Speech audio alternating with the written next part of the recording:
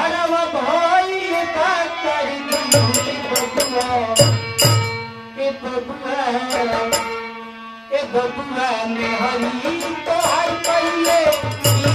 दियल मुसाफी